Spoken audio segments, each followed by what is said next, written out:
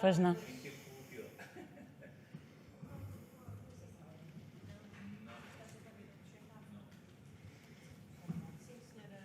Sr. Deputado. Muito obrigada, Sra. Presidente, Sra. Ministra, Sra. Secretária de Estado, Senhoras e Senhores Deputados. A CRESAP esteve cá na semana passada a pedido do Partido Social Democrata para apresentar o seu relatório de atividades do ano 2022 e, Sra. Ministra, lamento, já deverá saber, mas infelizmente a postura da Comissão Permanente da CRESAP foi uma postura errática, de desresponsabilização, de alguma falta de isenção, de falta de transparência e tudo aquilo que é contra os fins que a CRESAP pretende prosseguir. E digo-lhe isto porque há algumas perguntas que fizemos que não foram respondidas e por esse motivo eu gostava de trazê-las aqui. Tenho certeza que terá dados para nos responder, visto que tutela estas áreas. Uma das nossas grandes preocupações a propósito desta apresentação teve a ver com duas grandes conclusões que a CRESAP tira nesse relatório.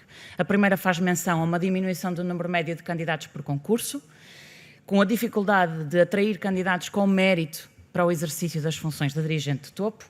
Portanto, identifica estes dois grandes estrangulamentos na administração pública e, a seguir, diz que, existindo um dirigente a desempenhar funções em regime de substituição, em muitos casos, esse é o candidato que venha a ser escolhido pelo membro do Governo. Mas, infelizmente, às três interpelações do Partido Social Democrata, em nenhuma delas o Sr. Presidente da CRESAP conseguiu identificar ou quantificar de quanto é que estamos a falar nesta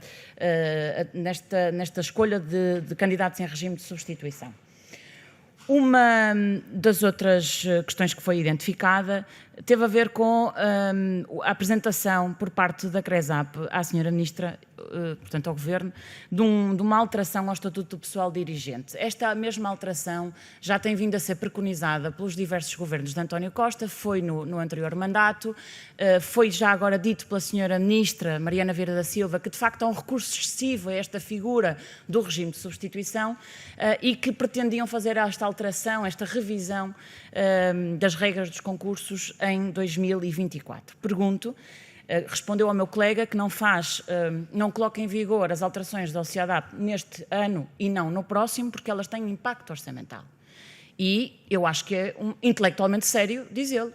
Não consigo compreender como é que, estando identificada por várias pessoas, inclusivamente pela própria Ministra, que existe este estrangulamento e há uma dificuldade que temos de ultrapassar e que temos de mitigar, porque é que nada se faz em relação a esta alteração do Estatuto de Dirigente do pessoal do topo da administração pública.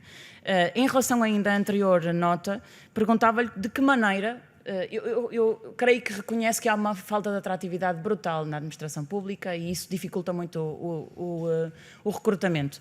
E a pergunta que lhe fazia é o que é que pretendem fazer em relação a isto? O Governo pode decidir, tem a competência de decidir, tornar a administração pública um instituto, uma entidade onde vale a pena trabalhar e onde as pessoas efetivamente são reconhecidas sem ser só uma atualização em função da inflação e aquelas que têm vindo a fazer, e muito bem.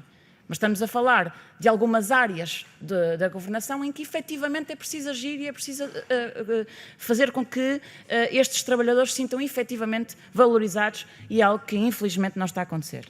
Senhora Ministra, nós todos recordamos que a CRESAP foi criada pelo Governo do PSD, na altura até o Sr. Primeiro-Ministro colocou a Presidente da CRESAP um socialista, dando ou tentando dar um sinal de transparência e de modernização.